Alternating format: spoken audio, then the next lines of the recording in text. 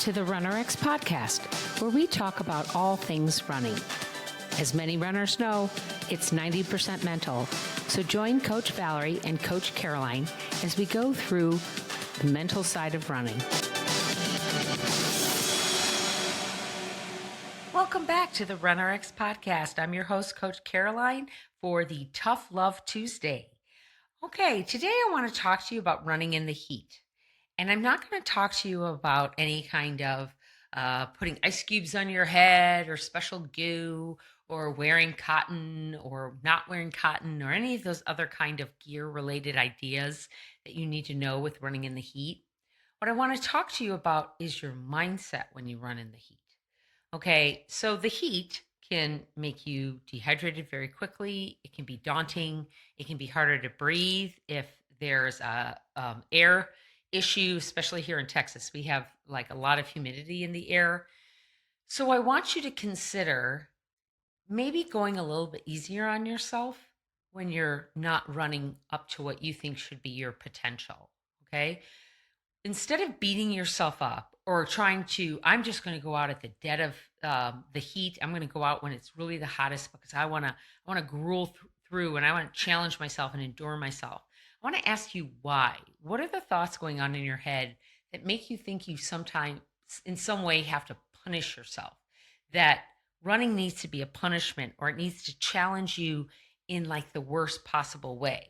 Now, there are opportunities to challenge yourself. I'm all for challenging yourself. I'm all for pushing your mind and your body beyond what it thinks it can do. But sometimes we do it because we think that's part of what running is.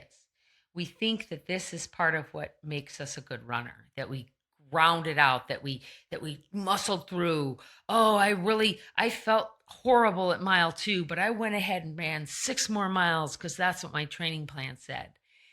And that's how we get injured, guys. That's how you stop using correct muscle movement and your correct patterns. You start leaning back, you get tired, you get fatigued, and you wear your body out. Your mind might be telling you you're tired, and I get it, that if you can kind of overcome that mental side of things, your body will follow through.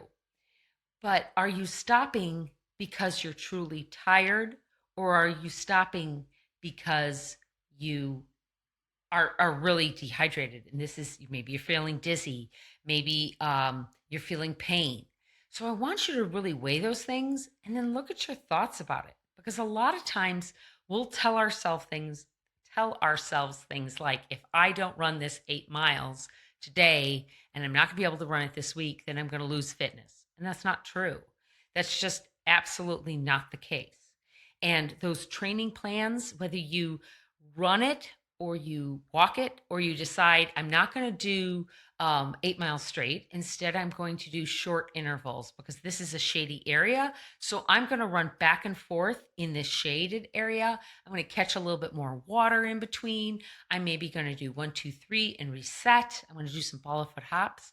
That same time is the same 1,500 steps or 1,500 hops a mile. And it's the same 8 miles as if you had gone out and just ran in a straight line. And for some reason, we get our heads all wrapped up in this idea that no, it has to be, I'm going to start here, I'm going to do that circle, or I'm going to go out for 4 and I'm going to come back. When it doesn't have to be. It could be literally running in circles on a track. That's like telling Usain Bolt, well, because you ran in a circle on a track, you didn't really run a mile. Of course he ran a mile, right? Of course that hurdler did that distance. Just because they were jumping over a hurdle doesn't make their run any less length, if that makes sense, okay? So I really want you to take a step back and look at those things that are stopping you from running, especially in the heat. Is it things like I can't breathe, my heart's beating too fast, maybe I'm feeling dizzy, maybe I'm dehydrated, oops, I forgot my water. That's a big one for me. I thought I brought it, it's not. And so you just shorten the run, or you take it into a different arena. You go to the track, or you find a part of the run that is shaded so you won't be so hot. Or if you went out and you didn't think it was going to be that hot, and so you really can only do 2 miles instead of 8, or 3 and instead of 16, whatever you were planning, that's okay. Look at your thoughts around it. Look at what you're telling yourself and get back to, do you want to believe that? And is that thought serving you? Is it serving you to say, I have to pound out 8 miles? Or does it serve you better to say, I'm going to stay in this shaded area. I have an hour that I can work out. So I'm going to work out for my hour. I'm going to do everything I can in this little area so I don't get dehydrated, so I don't feel like I'm going to faint. Maybe I don't want to get sunburned, whatever the case may be. And you're still going to come out of it with the same fitness as had you run those 8 miles. I guarantee it. Okay, guys, that's all I've got for you this week. And next week, I've got a really good mindset one for you. And the week after that, I'm going to start talking to you and start getting you going on what we're going to be coming up with come July. I hope you'll join us. Thank you. Thank you for joining us on the RunRx podcast.